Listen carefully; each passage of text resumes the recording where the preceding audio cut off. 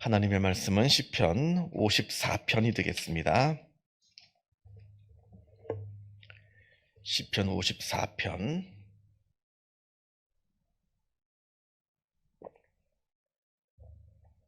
1절에서부터 7절까지 말씀을 봅니다.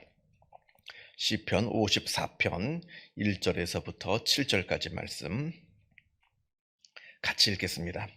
하나님이여, 주의 이름으로 나를 구원하시고 주의 힘으로 나를 변호하소서. 하나님이여, 내 기도를 들으시며 내 입의 말에 귀를 기울이소서. 낯선 자들이 일어나 나를 치고 포악한 자들이 나의 생명을 수색하며 하나님을 자기 앞에 두지 아니하셨음이니이다. 하나님은 나를 돕는 이시며 주께서는 내 생명을 붙들어 주시는 이시니이다. 주께서는 내 원수에게 악으로 갚으시리니 주의 성실하심으로 그들을 멸하소서. 내가 낙헌제로 주께 제사하리이다.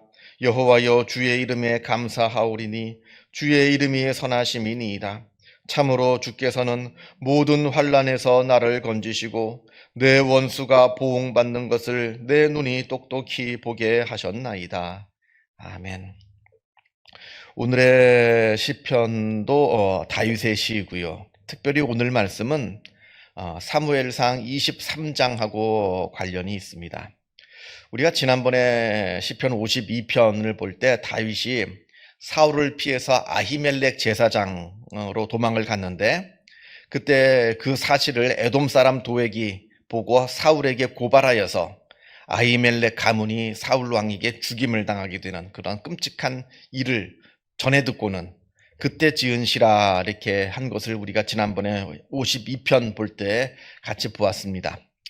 오늘 시는 아히멜렉 제사장 그 사건, 그 다음에 벌어진 이 사건과 관련이 있는 그때 지은 시라, 이렇게 되어 있는데요. 무슨 얘기냐면 다윗이 계속해서 이제 사울을 피해서 그알라라고 하는 마을에 근처를 지나가고 있는데, 그 그알라라고 하는 지방에 블레셋 사람들이 쳐들어왔습니다. 근데 다윗은 지금 쫓기는 신세예요. 그래서 내가 어디에 있다라고 소문이 나면 사울 왕이 당장 쫓아올 겁니다.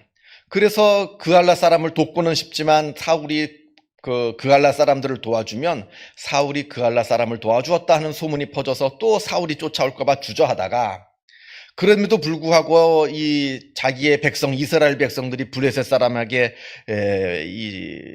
침략당하는 것을 도무지 볼 수가 없어서 그알라 사람들을 도와줍니다. 그래서 블레셋 사람들을 다 물리쳐 줍니다.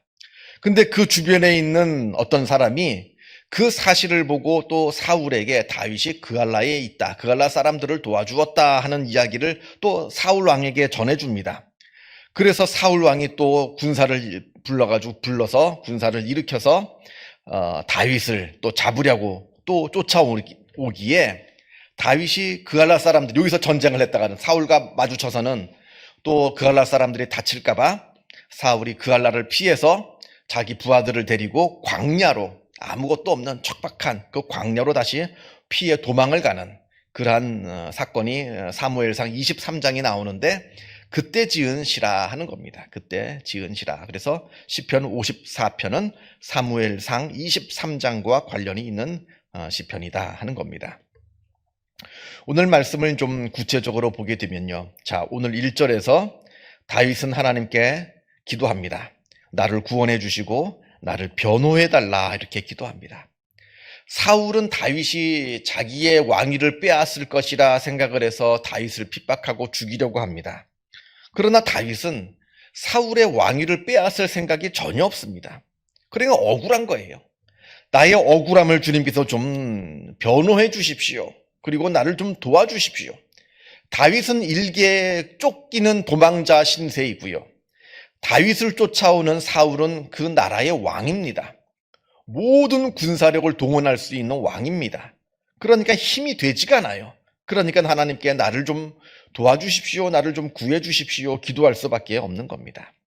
3절 말씀을 보면 낯선 자들이 일어나 나를 치고 포악한 자들이 나의 생명을 수색하며 하나님을 자기 앞에 두지 아니하였음이니이다, 이렇게 말합니다. 얼굴을 알지 못하는 에돔 사람 도액, 또 여러 많은 사람들이 자꾸 사울을 도와서 다윗이 어디에 숨어 있다, 어디에 있다 자꾸 사울한테 고자질을 합니다. 그러니까 다윗이 도무지 살 수가 없어요. 그 사람들은 하나님을 알지 못하는 사람들이에요. 그러니까 하나님께 기도하는 겁니다. 하나님을 알지 못하는 사람들이 나를 죽이려고 자꾸 사울에게 밀고 하고 이야기를 하는데, 하나님 나를 지켜주십시오.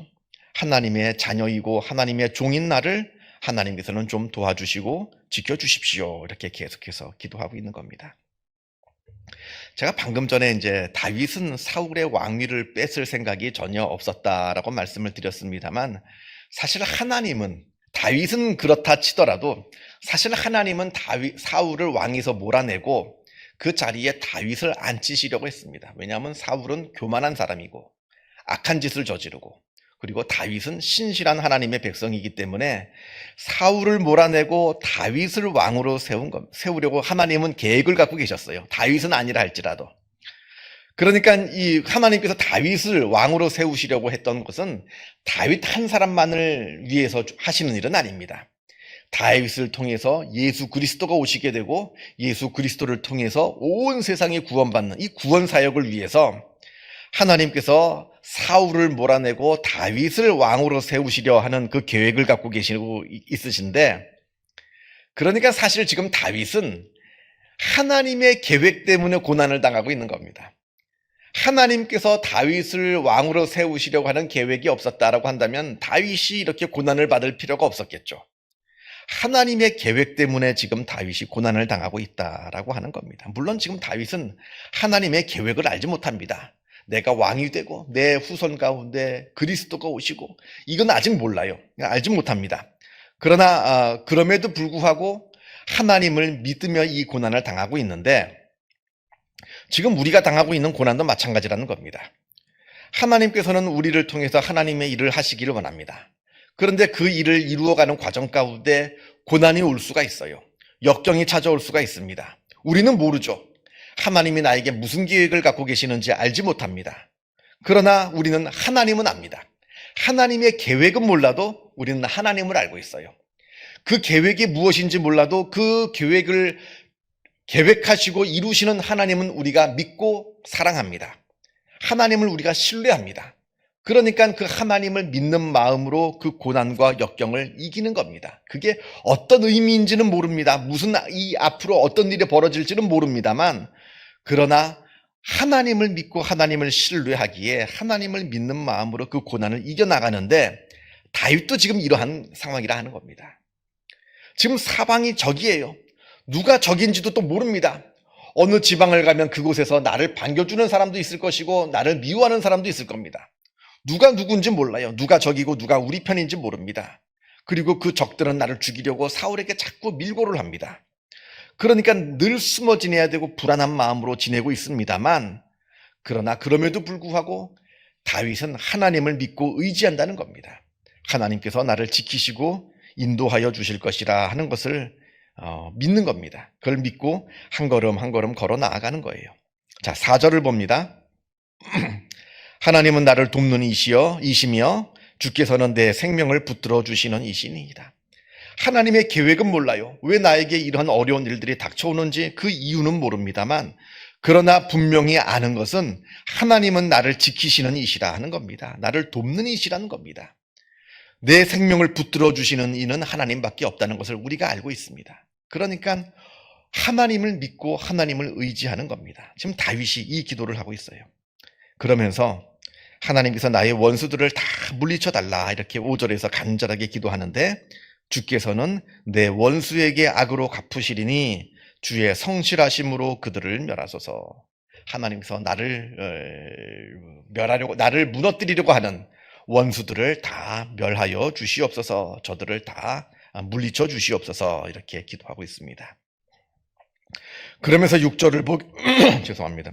그러면서 6절을 보게 되면 하나님께 감사의 제사를 드리겠다 이렇게 다윗이 이야기합니다. 6절을 보면 내가 낙헌제로 주께 제사하리이다. 여호와여 주의 이름에 감사하오리니 주의 이름이 선하심이니이다. 이렇게 되어 있는데, 여기서 낙헌제라고 하는 것이 무엇이냐면 자발적으로 하나님께 감사의 제사를 드리는 것을 말합니다. 자발적으로 하나님께 내가 감사의 제사를 드리겠다. 근데 사실 다윗은 아직 쫓기는 신세예요. 아직 왕이 된 것도 아니고 위험에서 벗어난 것도 아닙니다. 그럼에도 불구하고 지금 다윗은 하나님께 감사를 드리고 있는 겁니다. 여기 감사에는 많은 의미가 있겠죠. 먼저는 지금까지 큰 어려움이 여러 번 있었습니다만 그럼에도 불구하고 아직까지 내가 죽지 않고 아직까지 내가 무너지지 않고 하나님의 도우심으로 지금 내가 살아있다는 것, 지금 내가 이 모든 것들을 견디고 있다는 것, 여기에 대한 감사가 있겠고요. 또 두 번째 감사는 이게 더 저는 중요하다고 생각하는데 하나님의 계획을 믿는 겁니다. 그럼에도 불구하고 하나님께 감사하는 겁니다. 지금 여러 많은 일들이 있습니다만 지금 고난이 있어요. 그럼에도 불구하고 이 고난은 하나님의 계획대로 가고 있는 과정 중에서 벌어지고 있는 작은 어려움일 뿐이다라는 것을 믿기에 하나님의 그 계획하심, 하나님의 그 섭리를 내가 믿기에 그럼에도 불구하고 하나님께 감사하는 그러한 감사 제사일 것이다 하는 겁니다. 이게 더 중요하다 저는 생각합니다. 왜냐하면 우리가 삶을 살다 보면 불평하기 시작하면 한없이 불평하게 됩니다. 그렇죠? 한없이 불평하게 돼요. 좋은 것도 불평하기 시작하면 좋은 것도 불평할 수밖에 없습니다. 반대로 우리가 감사하기 시작하면 세상에 감사하지 못할 것이 없어요. 다 감사한 일들입니다. 다윗이 지금 사울을 피해서 광야로 숨어 들어갔어요. 광야는 힘든 곳입니다. 물도 없어요. 먹을 것도 없어요. 낮에는 뜨겁고 밤에는 춥습니다. 너무나 괴로운 자리입니다. 불평하고자 하면 한없이 불평할 수 있겠죠. 그러나 감사하는 겁니다. 하나님께. 그럼에도 불구하고 감사하는 겁니다. 이 모든 일들이 하나님께서 뜻하신 대로 하나님의 뜻대로 흘러가기 위한 하나의 작은 어려움일 뿐입니다. 그 과정에 있는 작은 어려움일 뿐입니다. 라는 것을 믿기에 그럼에도 불구하고 하나님께 감사할 수 있었다라고 하는 겁니다. 그러니까 하나님께 감사하면서 낙헌제를 드리는 겁니다. 우리도 마찬가지죠. 우리도 살면서 여러 일들을 만납니다. 기쁘고 즐거운 일을 만나기도 하고 또 힘들고 어려운 일들도 우리가 만나며 살게 됩니다만 그러나 우리가 그 속에서 불평을 하기 시작하면 한도 끝도 없어요. 그러나 그 속에서 그럼에도 불구하고 하나님께 감사하게 되면 우리 마음 가운데 기쁨이 충만해지는 것이고 또 우리 마음 가운데 평안이 찾아오는 것이고 그렇게 하나님께 감사하며 한 걸음 한 걸음을 인생의 걸음을 걸어 나아갈 때 하나님께서 우리의 걸음을 지켜주시고 인도하여 주신다는 겁니다. 그래서 다윗이 발견한 이 은혜, 그럼에도 불구하고 하나님께 감사할 수 있는 그 은혜가 우리들에게도 동일하게 임하기를 주님의 이름으로 축원합니다. 기도하겠습니다. 하늘에 계신 우리 아버지, 아버지의 이름을 거룩하게 하시며 아버지의 나라가 오게 하시며 아버지의 뜻이 하늘에서와 같이 땅에서도 이루어지게 하소서. 오늘 우리에게 일용할 양식을 주시고 우리가 우리에게 잘못한 사람을 용서하여 준 것 같이 우리 죄를 용서하여 주시고 우리를 시험에 빠지지 않게 하시고 악에서 구하소서. 나라와 권능과 영광이 영원히 아버지의 것입니다. 아멘. 자유롭게 기도하시기 바랍니다.